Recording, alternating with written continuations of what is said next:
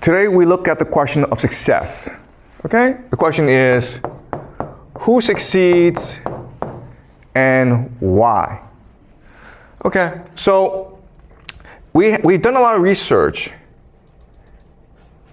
and we've discovered that people who succeed for certain reasons. So there is a Columbia psychologist named Walter Mischel, and he devised a very famous experiment called the marshmallow test.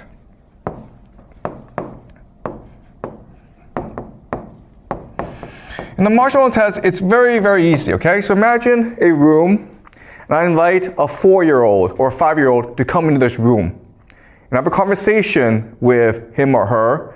I ask them, how's your mother? What do you like to do? And it's a very good conversation. Then suddenly I get up and say, I'm really sorry, but I need to go across the hallway for another meeting, but I'll be back, okay? So just wait for me. And here, I'll make you a deal. Here's a marshmallow. I'm going to put a marshmallow in front of you, and you can have it right now. But if I come back and the marshmallow is still there, I will give you 2 marshmallows. Okay?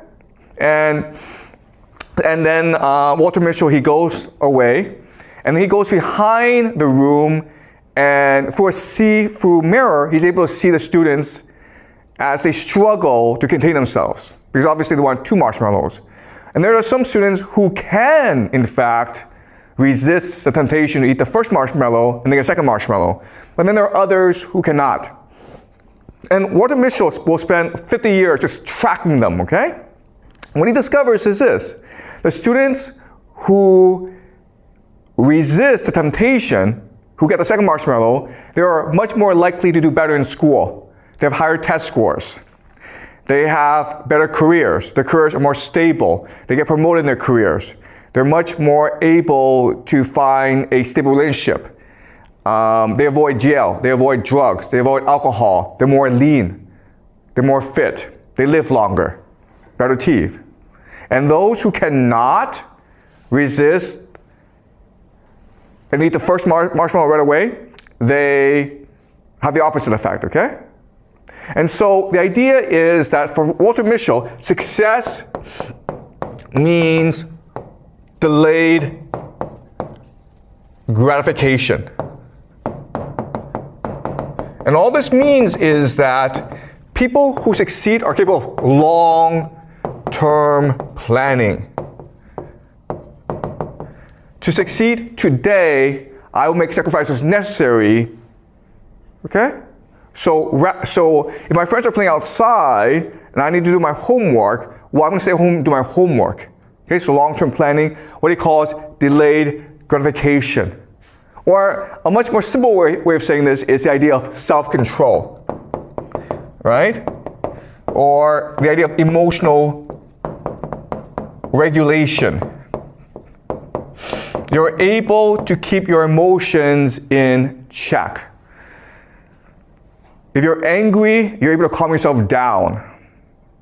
Okay, and so we know about this, and that's why in school we focus on the idea of emotional regulation, teaching you how to better control your emotions, how to do long-term planning. Okay? So that's one theory of success. Another theory of success comes to us from another psychologist named Carol Dwight, and she's at Stanford. And she wrote a book called Mindset. Okay? And what she tells us is that those who succeed in life have a growth mindset.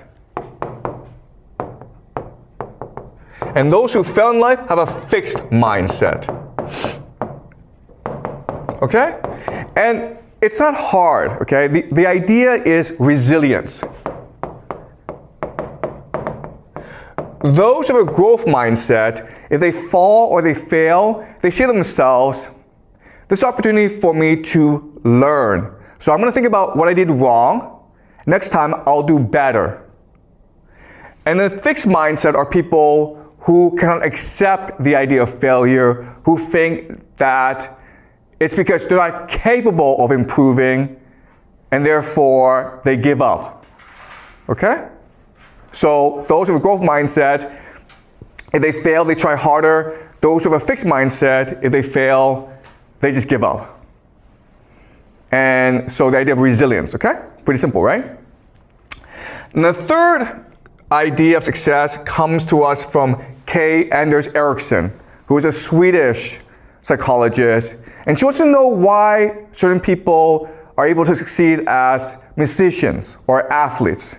And he creates the idea of deliberate practice.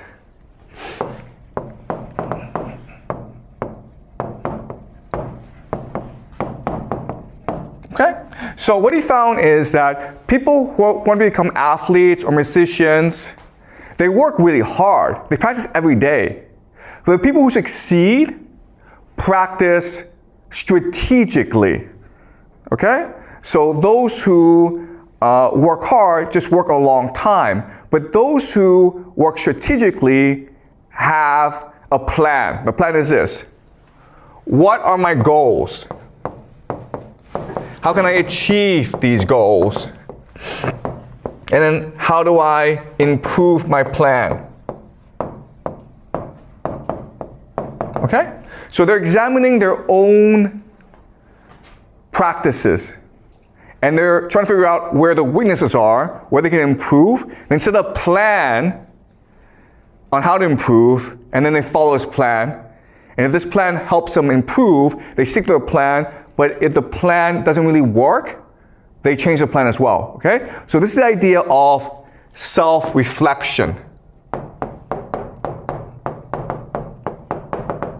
or self-assessment. Constantly thinking about how you are as a student and figure out how to improve your own learning strategies. And what K. Anders Ericsson discovered is that if you do this, you'll succeed at anything. And this is true, okay? And the reason why we know it's true is there are two American psychologists named Dunning and Kruger. There's something, the Dunning-Kruger effect. And so what they did was this. They ran an experiment. They had 500 students in their psychology class, first year university. They made every student take an IQ test. And then after they took the IQ test, they asked each student, how do you think you did on the IQ test? Do you place in the top 5% or the bottom 5%? And it turns out that no one got the ranking correct. Okay? So those who were in the top 5% in terms of IQ thought they were maybe in the top 20%. Because for them it was easy, so they assumed for everyone else it was easy as well. But what was dramatic is that those who scored the lowest thought they were average, okay? So the worst 5% in the class thought they were in the top 50% or just average. And the reason why is those people who are stupid lack the capacity to know they're stupid. Okay? So what Dunning-Kruger discovered is that the hardest part of being a student is to assess yourself properly, to know exactly where you stand and how to improve. Those who are stupid are often the most confident in the world. That's what's called the Dunning-Kruger effect. And this helps us explain why the world is why it is. Because often the people in power are stupid. They don't know they're stupid. They're overconfident. And they do stupid things like Donald Trump, okay? All right? All right, so now we have these three theories, right? We have self-control, we have resilience, and we have self-assessment. And so as educators, as schools, what we can do is devise strategies and curriculum to help students all succeed, correct, right? The problem is that when we actually try this, it doesn't work. Okay? If you take a bad student and you teach him self-control, resilience, and self-assessment, the student doesn't actually get better.